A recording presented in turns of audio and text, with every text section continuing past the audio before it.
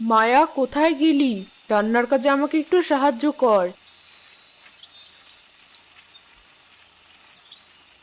জি মা, এক্ষুনি সাহায্য করছি। বলো তোমার কি প্রয়োজন? ও নদী থেকে আমাকে এক কলস পানি এনে দে। রান্না করতে গিয়ে সব পানি শেষ হয়ে গেছে। ঠিক আছে, আমি এক্ষুনি যাচ্ছি। তবে মা, আজ কি রান্না করছো? আজ তরকারিতে ভালো কিছু থাকবে তো? সে কবে থেকে আলু ভর্তা আর ডাল খাচ্ছি, আর ভালো লাগছে না। চিন্তা করিস না, আর মাত্র কয়েকটা দিন, এরপর আমাদের গাছের মিষ্টি কুমড়ো পেকে যাবে। মিষ্টি কুমড়োটা খুব ভালো করে তোকে রান্না করে খাওয়াবো। মিষ্টি কুমড়া গাছটাকে আমি কত যত্ন করে রেখেছি। মিষ্টি কুমড়াটাও দিন দিন বড় হয়ে যাচ্ছি। খেতে অনেক মিষ্টি হবে। কতদিন পর আমি মিষ্টি কুমড়ো খাবো। ঠিক বলেছিস। এখন যা তাড়াতাড়ি, তোর বাবা আবার চলে আসবে। মায়া তার দরিদ্র বাবা মায়ের সাথে গ্রামের এক ছোট্ট কোণে বাস করত।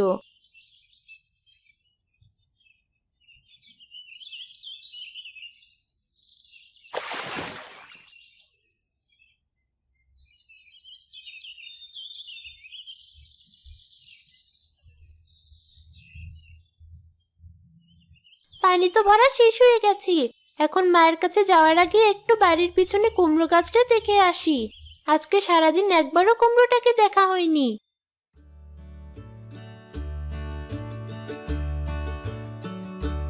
বাহ, কুমড়োটা তো বেশ বড় হয়ে গেছে। আর মাত্র কয়েকটা দিনের অপেক্ষা। কুমড়ো, চিন্তা করো না। তোমাকে আমার মা খুব ভালো করে রান্না করবে, আর আমরা অনেক মজা করে খাবো। তুমি মিষ্টি খেতে হবে তো?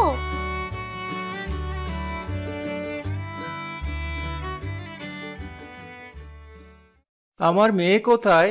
মেয়েটাকে তো দেখছি না। ও কি এখনো খেলা শেষ করে বাড়ি ফিরলো না? আরে, আমি একটু নদীর পাড়ে পাঠিয়েছিলাম পানি আনার জন্য। তুমি এত তাড়াতাড়ি চলে এলে যে আজ। কি আর করার, জমিদারের বাড়িতে তেমন কোনো কাজ নেই, এর জন্য আমাকে পাঠিয়ে দিল তাড়াতাড়ি। দিন মজুরিটা পর্যন্ত আজ পেলাম না, কারণ সারাদিন বসেই ছিলাম। এ কেমন কথা? আজ দুদিন যাবত তুমি কোনো দিনমজুরি পাওনি। এভাবে চলতে থাকলে কি করে হবে? মেয়ের লেখাপড়ার খরচটা তো অন্তত পক্ষে চালাতে হবে। খাওয়া দাওয়া না হয় কমিয়ে আমরা কোনো রকমে দিন কাটিয়ে দেব। দেখি কি করা যায়। জমিদারের বাড়ি ছাড়া তো অন্য কোথাও গ্রামে কাজের কোনো ব্যবস্থা নেই। বাবা, তুমি চলে এসেছো। আমি মাত্র বাড়ির পেছনের কুমড়োটাকে দেখে এলাম। কি সুন্দর হয়েছে। তাই নাকি? এটা অদ্ভুত ব্যাপার।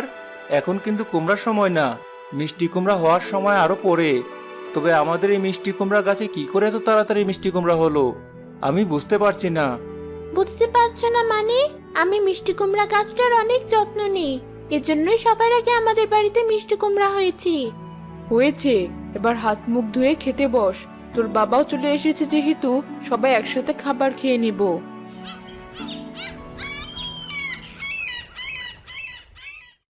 আজ তাড়াতাড়ি জমিদারের বাড়িতে চলে যাই, তাহলে যদি একটু কাজ পাই। আমার আগে আগে যারা যায় তাদেরকে কাজ দিয়ে দেন উনি।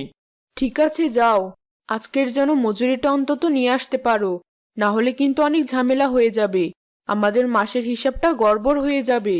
আমিও তো সেটাই চিন্তা করছি। যাই হোক, গেলাম এখন। মা, আমি স্কুলে যাওয়ার জন্য তৈরি। স্কুলে গেলাম। সাবধানে স্কুলে যাস।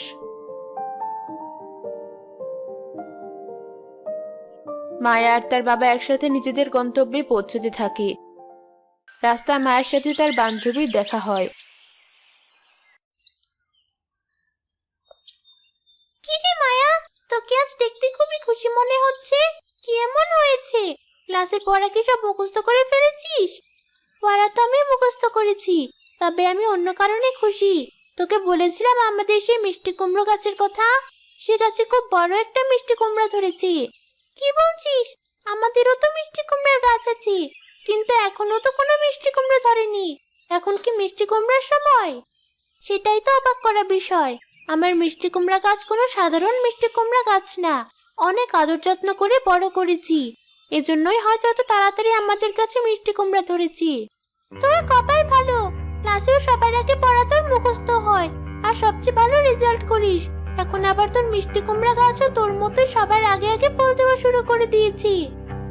জমিদারের মেয়ে কণিকা এসব কিছু পেছন থেকে শুনতে পায়। সবসময় আমাকে শুধু মায়ের পেছনেই থাকতে হবে? আমার বাবার তো পুরো মিষ্টি কুমড়োর একটা বাগান আছে, ওখানে তো কোনো মিষ্টি কুমড়া এলো না।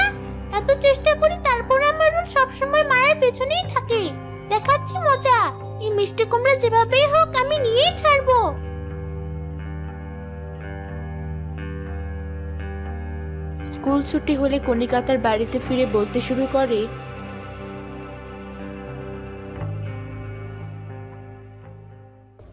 বাবা, আমি আজ রাতের খাবারে মিষ্টি কুমড়ার তরকারি খেতে চাই। কি বলছিস মা? এই অসময় মিষ্টি কুমড়া কোত্থেকে পাবো? তুই তো দেখেছিস আমাদের মাঠে মিষ্টি কুমড়ার ফুলও আসেনি। ফল তো দূরের কথা, আর কয়েকটা দিন অপেক্ষা কর। এসব আমি জানি না। তুমি যেভাবেই হোক আমাকে মিষ্টি কুমড়া এনে দেওয়ার ব্যবস্থা করো, তা না হলে আজ রাতের খাবার আমি খাবো না।